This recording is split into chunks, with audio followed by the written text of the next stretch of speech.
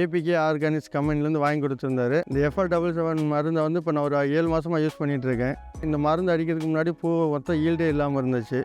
பூவே இல்லாமல் இருந்தது. இப்போ இந்த மருந்து அடிச்சதுக்கப்புறம் பூ நல்லா பெருசாக இருக்குது, நல்லா பாலிஷாக ஈல்டு இருக்குது, வேர் வளர்ச்சி இதுவும் கொஞ்சம் நல்லா இருக்குது. ஏபிகேஎஸ் கம்பெனிலேருந்து மருந்து வாங்கி அடிக்கிறதுக்கு முதல் வரைக்கும் 1/2 kg இப்படி தான் பூ வந்திருந்தது. இப்போ ஒரு 5 மந்த் தொடர்ச்சியாக யூஸ் பண்ணுறது வந்து இப்போ 10 kg 11 kg வரைக்கும் பூ இன்க்ரீஸ் ஆகிருக்கு. என் பேர் வேல்மணி.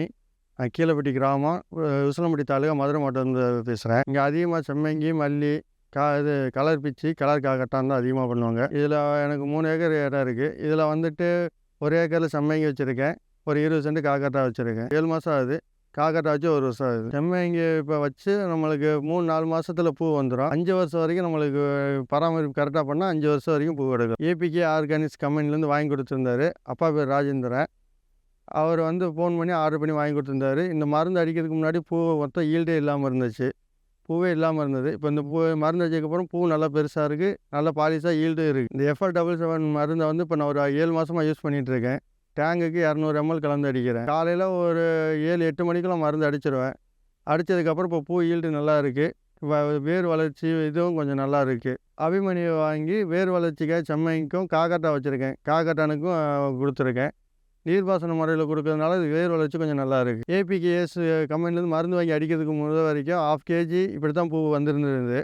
இப்போ ஒரு 5 மந்த் தொடர்ச்சியாக யூஸ் பண்ணுறது வந்து இப்போ 10 kg 11 kg வரைக்கும் பூ இன்க்ரீஸ் ஆகிருக்கு. காலையில் 6 மணிக்கெல்லாம் பூ எடுத்து பறிச்சிடுவோம். 6 மணிலேருந்து 7 மணிக்கெல்லாம் வெயில் வரதுக்கு முன்னாடி தண்ணி எல்லாம் பாய்ச்சி முடிச்சு அதுக்கப்புறம் தான் மிச்ச வேலைகள்லாம் பார்ப்போம். வெயில் வந்தால் வேர் பூச்சி, வேர் அழுகிறதுக்காண்டி ஸ்ப்ரிங்கரில் தண்ணி வெட்டி விட்டுருவோம். காக்கட்டானுக்கு அதேமாரி 6 மணிக்கு தண்ணி வெட்டி விட்டுருவோம். அது ட்ரிப்பரில் தான் போகும். எனக்கு கெமிக்கல் அடிக்கிறத காட்டி இது கொஞ்சம் பெட்டராக இருக்குது. கெமிக்கல் வாங்கி வீட்டில் ஸ்டாக் வைக்க முடியாது, ஏன்னா பாய்சன் அது. இது நம்மளுக்கு அந்த பிரச்சனை இல்லை. நம்ம வீட்டில் ஸ்டாக் வச்சு எப்போ வேணாலும் எடுத்து அடிச்சிக்கலாம். கெமிக்கல் அடிக்கிறப்ப செடி வளர்ச்சி அதிகமாக இல்லை. இப்போ செடி வளர்ச்சி கொஞ்சம் அதிகமாக இருக்குது. அரும்பு முதக்கி இப்போ கொஞ்சம் நல்லா கட்டிகிட்டு இருக்கு. நம்ம செம்மங்கியை பொறுத்த வரைக்கும் ஆர்கானிக் தான் அதிகமாக யூஸ் பண்ணுறேன். ரசாயனம் யூஸ் பண்ணுறதில்ல. மாட்டு சாணம் யூஸ் பண்ணால் வேர் பூச்சி வரும். அதனால் புண்ணாக்கு இந்த மாதிரி தான் யூஸ் பண்ணுறேன். கடல புண்ணாக்கு, வேப்ப புண்ணாக்கு தான் யூஸ் பண்ணுறேன். அதுபோல் நம்ம FR77 மேலே டானிக்கியாக மேலே ஸ்ப்ரே பண்ணிக்கிறது. இது வரைக்கும் ஈல்டும் நல்லா இருக்குது, செடி வளர்ச்சியும் நல்லா இருக்குது. செம்மங்கி இல்லாமல் இது ஒரு 20 சென்ட் காக்கட்டான் வச்சுருக்கேன், கலர் காக்கட்டான். இது வந்து ஒரு 54 செடி இருக்குது. இது மொதல் பூ இல்லை, தளவு இல்லாமல் இருந்தது. அதுக்கப்புறம் அபிமன்யு கலந்து வேரில் ஊற்றுனதுக்கப்புறமும் ஓரளவுக்கு தளவு எடுத்துருக்கு. இப்போ இந்த FR77 வந்து ஸ்ப்ரே பண்ணதுக்கப்புறம் அரும்பு நல்லா கட்டி பூ கொஞ்சம் நல்லா பெருசாக பாலிஷாக தெரியுது.